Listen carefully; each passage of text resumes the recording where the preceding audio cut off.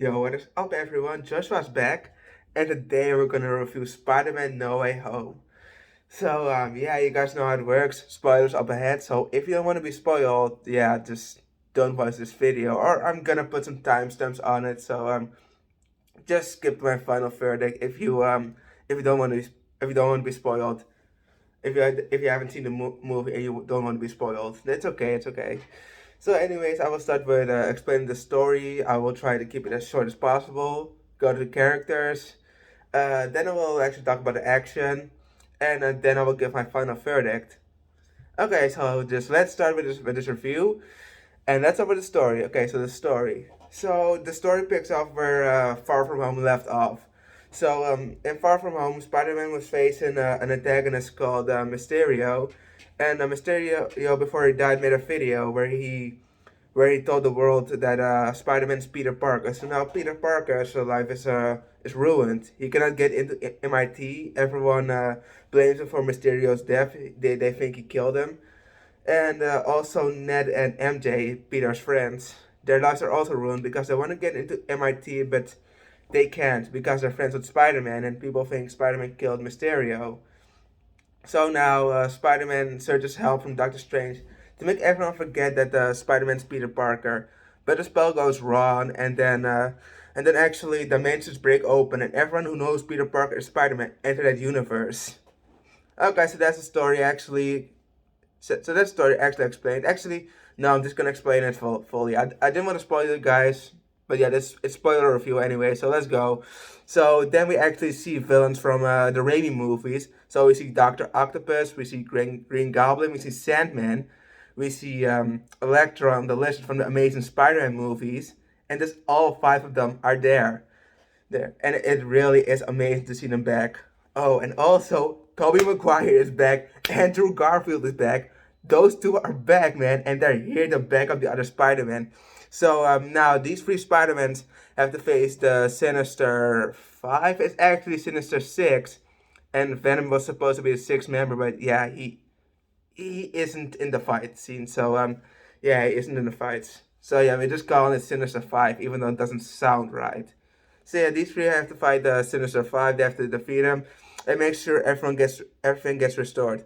So eventually, after an incredibly awesome battle against the Sinister Five, Tom Holland Spider-Man goes to Doctor Strange and tells him that he has to cast a spell again, but this time everyone has to forget about Peter Parker. Doctor Strange says that everyone will completely forget about him, and it will be as if he was never born. And for those of you who are asking, hey, but wait a second, he still has his Aunt May. Yeah, his Aunt May got killed off by Green Goblin, so it was actually a very sad moment. So Peter Parker, after that, has no one. So yeah, eventually the spell works. Everyone gets teleported to their own dimensions, and everyone forgets who Peter Parker is. They still no, they don't remember Spider-Man. I mean Peter Parker goes out fights crime like Spider-Man, but that's the only thing they remember. They only well actually they now know about Spider-Man, but they don't know about Peter Parker. So that's how I say it. Very good. So yeah, everyone's forgot who Peter Parker is. The movie ends with Peter actually having an apartment, and he actually has made an awesome suit. He made his own suit, and it looks awesome, and it looks very comic accurate. But it ends with him actually swimming into the next crime and finally becoming Spider-Man, the real Spider-Man. So that's actually the story. It's actually the story does have some pacing problems here and there, but overall, this movie is pretty good. Actually, that's all I can say. Anyways, let's go to the characters. So let's start off with Legend of Sandman. Well, Legend of Sandman, I heard that the actors for those characters weren't really on set, but they recorded the voices for them. But Sandman and Legend were kinda there actually. They were just kinda there to complete the Sinister Five. But yeah, in those action scenes, they were still incredible. But yes, they could have done some more with them. And actually, as I said, Venom was supposed to be the sixth member, and unfortunately, he didn't show up. I mean, he did show up later, but not in the fights. And he was really meant to be actually full on in the movie. He was meant to be in the fight scenes, but it got scrapped unfortunately. I don't know why anymore. It got explained, but I kind of forgot. Sorry, guys. Anyways, moving on to let's move to Electro. Man, Electro is a goddamn kick a chat in this one. I thought that Electro on the Amazing Spider-Man 2 movie was a bit wasted. I didn't really thought he was all that. I really thought he was wasted. And in this movie, he's just so much better. Jamie Foxx knocked it out of the park, man. He's very good in this. He finally is a very good Electro. I mean, of course, Electro in the Amazing Spider-Man 2 movies had some great fights with Spider-Man, but here, goddamn, he's amazing.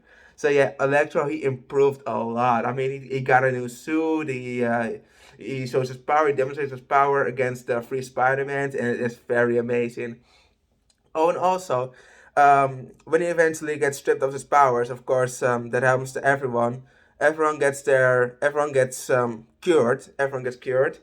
So yeah, the Sinister Five gets cured of yeah, actually what they're going through. So like Sandman gets cured of his sand powers. Lizard gets cured of its lizard powers. And yeah, Electro gets tapped out of electricity. And then he finally has a scene with Andrew Garfield, and then he says, you know, you were saving all these people, and I thought that underneath that mask you were black. And then Andrew Garfield reacts like this. Oh, I'm sorry. I was just laughing at the scene. And then Electro saying, I don't blame you. There's gotta be a black Spider-Man somewhere. And then I thought, wait a sec, what? Did he just say that? And then I immediately thought of Miles Morales. I thought, MCU, are you teasing us about Miles Morales now? Because I mean, Miles Morales was already teased in Homecoming. You know that guy that Spider-Man webbed up to his car? Yeah, that is actually Miles Morales' uncle, also known as a Prowler. And then I thought, wait a sec, so Miles Morales was already teased in Homecoming, and now he's kinda teased in No Way Home. Are we getting Miles Morales now? I mean, if we're getting Miles Morales, I'm gonna be extremely happy. But he needs to have the exaggerated swagger of a black teen. Miles Morales has to have that, or else it's not Miles. But anyways, moving on. Doctor Octopus. Well, the same actor from the Raimi movies returns, of course. Of course, the same actors return, and he still does a very great job actually. When he's evil, you can see he's evil, and when Tom Holland Spider-Man cures him and actually makes sure he's in control of those tentacles, he finally becomes a good guy again. You can see the kindness actually. He still does a great job as Doctor Octopus. You can yeah, he just does a great job. I don't know how to say yeah, more impactful. He just does such a great job being the evil Doctor Octopus and just being Otto Octavius. So yeah, that's actually very well done. And now we're moving on to Green Goblin. Definitely one of the best parts of this movie. Man, Green Goblin is more menacing here, I think, than in the Raimi movies. Because I've seen the Raimi movies. I've seen Spider-Man 1. And I thought he was there scary, but here, god damn, Goblin's next level shit. And he also has the design change. I mean, he first appears in a fight scene where Spider-Man fights Doctor Octopus with his Iron Spider suit. That scene was actually amazing. But also, Green Goblin appears on that same bridge, and actually, we just see him in his normal Green Goblin outfit, and his outfit looks more modern actually compared to the Raimi movies. But yeah, Green Goblin was in a 2002 movie, and now he's in a 2021 movie. It was 2021. Oh yeah. So, sorry, kind of forgot. But anyways, then eventually he gets to the sign change. So now he kind of has the armor, but he also has some hoodie. He also has a hoodie, and he also has some goggles. And I think he looks more menacing because you can see his face. You can still see his mouth. He even had a scene where he had his hoodie off, where he removed his goggles, and you can see his face. And then Willem Dafoe, the actor who plays Green Goblin, can actually make those facial expressions where he just laughs incredibly evil. So yeah, I think they made him more menacing because of that, because you can see his face and not behind the helmet. So yeah, I think he did a great job, and he was even responsible for Aunt May's death, and he even caused a lot of rampage, man. And there's even a scene where he was fighting Tom Holland and Spider-Man. Actually, they have two fight scenes, but there was one fight scene where Tom Holland Spider-Man was trying his best to punch the shit out of Goblin, but Goblin was just taking it like a boss and was just laughing like a creep, man. And he just slam dunked Tom Holland Spider Man. It was a very good fight scene. And man, Goblin was so menacing. Definitely one of the best parts of the movie. Willem Dafoe is just a great actor. Okay, now we're gonna move on to the Spider-Mans. Yeah, the Spider-Man, yeah. So let's start off with Tobey Maguire. Tobey Maguire is of course the oldest of the three, and he also comes over as if he's the more experienced, which he actually is because he's been doing this since 2002. So of course he has to come over like he has some kind of older brother figure, and he does it very well. He even has this scene where he tries to cheer up Tom Holland Spider Man from his grief from Aunt May, and he says that and indeed says that with great power comes great responsibility, and then he heard it from Uncle Ben. So yeah, he actually tries to cheer up Peter. He tries to yeah tries to tell him how it is to be Spider Man. And actually, he's the only one with organic webs. You know, he was actually bitten by radioactive spider, and he has organic webs. He doesn't have web shooters. And they even had a scene where the three Spider-Mans were talking about that, and they were saying, "Wait a sec, so you can just let it come out of your hands?" And then he was saying, "Yeah, that's right." And he was all, and then they were asking, wait a sec, but does it come out of somewhere else? And then I thought, oh my god, they're really doing this, man. People are gonna do some shit with this line on YouTube. And yeah, I saw some videos where they did this shit, so yeah, it kind of happened. But he also referenced Spider-Man, but Tobey Maguire's Spider-Man also referenced Spider-Man 2, where he lost his powers for a while because he was very stressed out. So yeah, he explained it to Tom Holland and Andrew Garfield. But yeah, he definitely comes over as the older Spider-Man, and he does such a great job with it. He even had a scene where he was stopping Tom Holland Spider-Man from killing Green Goblin because yeah, Tom Holland pulled out his Bully Maguire. He pulled out his inner Bully Maguire. And man, he was beating the shit out of Goblin. And he was almost about to kill him with a glider. And then Tobey Maguire stepped in and just looked at him. And with that look, I thought, oh, I exactly know what Tobey is saying. Because, I mean, Tobey was wearing the black suit in Spider-Man 3. So he knows how it is to be super rageful and all that. He knows what it is to want revenge. Also, Spider-Man 1, he wanted revenge for Uncle Ben's death. So he knows how it feels, but he wants to stop Tom Holland Spider-Man from going that dark path. And so that was actually it for Tobey Maguire Spider-Man. So now we're moving on to Andrew Garfield. Many people actually didn't like Andrew before this movie, but I actually thought it was a great Spider-Man, decent Spider-Man. And in this movie, he definitely shows it. I mean, everyone who talked shit about Andrew Garfield Spider-Man, take it back now because he's a great Spider-Man. In this movie, he was amazing, man. He's amazing. He's just amazing. And anyways, the Amazing Spider-Man movies, yeah, I thought they were decent enough. But yeah, Andrew Garfield definitely is a great actor and is a great Spider-Man. And I thought that he had some funny interactions with the other two Spider-Man. I mean, they were even talking about the villains. And he was saying, oh man, I really want to fight an alien. Yeah, because Toby fought Venom, Tom fought Thanos. So then he says he's lame. And then Toby actually cheers him up and says, no, you're amazing. And he says it 3 times. And then he says, no, no, you say it. And then Andrew says, no, I really need to hear that. I really need to hear that I'm amazing. And he also had a scene where he tells Toby and Tom that he loves them. And I find that's a pretty funny scene, actually. I mean, the three Spider-Man have some great fins. And also, Andrew really had a masterpiece of a scene. Because in The Amazing Spider-Man 2, he failed to save Gwen Stacy, his girlfriend. But in No Way Home, boy redeemed himself, man. He saved MJ, Peter's girlfriend. And man, it was such a wholesome scene. He even cried. I almost even teared up for this. I almost even teared up, man. It was such a masterpiece of a scene. I almost teared up. It was just such an emotional scene. And that scene with Electro is also very good, man. Andrew Garfield is a great Spider-Man. Many people even walked out of this movie thinking he's the best actually. But anyways, I'll discuss what I think about the three Spider-Mans. At least when I compare them to each other, which I think is the best. But anyways, let's move on to Tom Holland. Tom Holland's Spider-Man has some great development in this movie. I mean, of course, before this he was more of an Iron Man future successor, says Iron Bro Jr. And actually, I couldn't really live with that actually if it was just an Iron Man successor. I mean, Spider-Man is just Spider-Man. I mean, just keep him being Spider-Man. And eventually, in this movie, he finally becomes Spider-Man.